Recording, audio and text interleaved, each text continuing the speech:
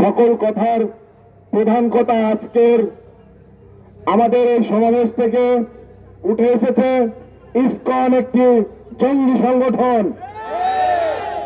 আমরা বাংলাদেশের জনগণ ইতপূর্বে দেখেছি ইসকন বাংলাদেশে বিভিন্নভাবে উগ্রবাদ প্রচারের চেষ্টা করেছে, এমনকি তারা আন্তর্জাতিকভাবে তা চেষ্টা করেছে। সংগ্রামী ভাই এবং বন্ধুগণ, আপনারা জানেন ভারতীয় আগ্রাসন বিরোধী আন্দোলনের প্রথম যেই শহীদ আবরার ফাহাদ, সেই আবরার ফাহাদকে হত্যায় কিন্তু জড়িত ছিল ইসকনের সদস্যরা। কিন্তু ইসকনের দেশের ভারতের 5টা গোলাম আওয়ামী লীগ সরকারের আমলে সে বাংলাদেশের বিচার বিভাগকে বিভ্রাঙ্গুলি দেখিয়ে কিন্তু বেরিয়ে গিয়েছে।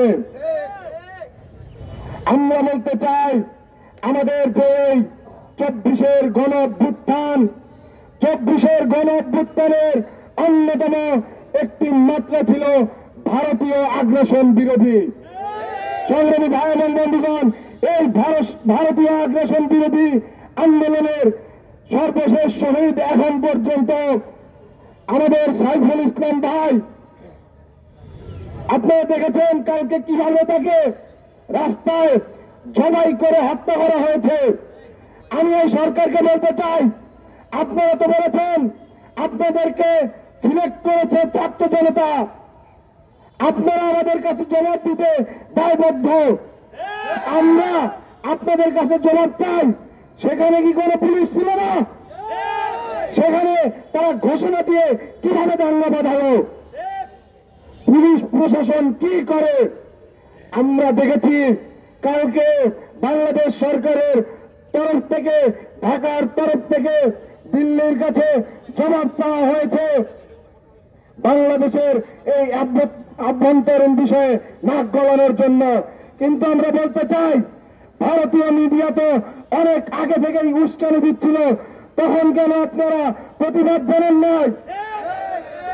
এই প্রতিবাদ পত্রের মধ্যে কেন ভারতীয় মিডিয়ার প্রতিবাদ করা হয় নাই, যেখানে তারা বারবার প্রোপাগান্ডা চালাচ্ছিল যে চিটাগাংকে তারা আলাদা করে নেবে? সংগ্রামী ভাই এবং বন্ধুগণ,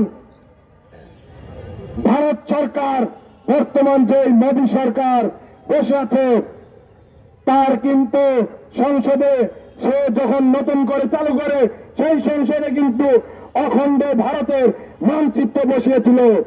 তার হৃদয়ে এটি প্রথিত আছে যে বাংলাদেশের মতো দেশগুলোকে ভারত আগ্রাসন চালিয়ে দখল করে নেবে। তাদের বিভিন্ন সময়ে আচরণে আমরা দেখতে পেয়েছি সেটা।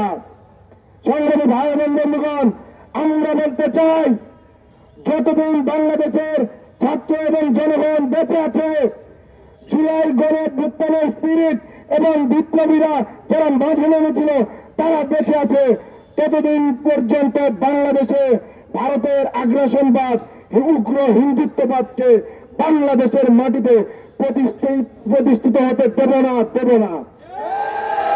ইসরায়েল যেমন তার মধ্য উপনিবেশকবাদ, জায়নবাদ নামে প্রচারিত করে, তেমনি ভারতের ঔপনিবেশিকবাদ হল হিন্দুত্ববাদ।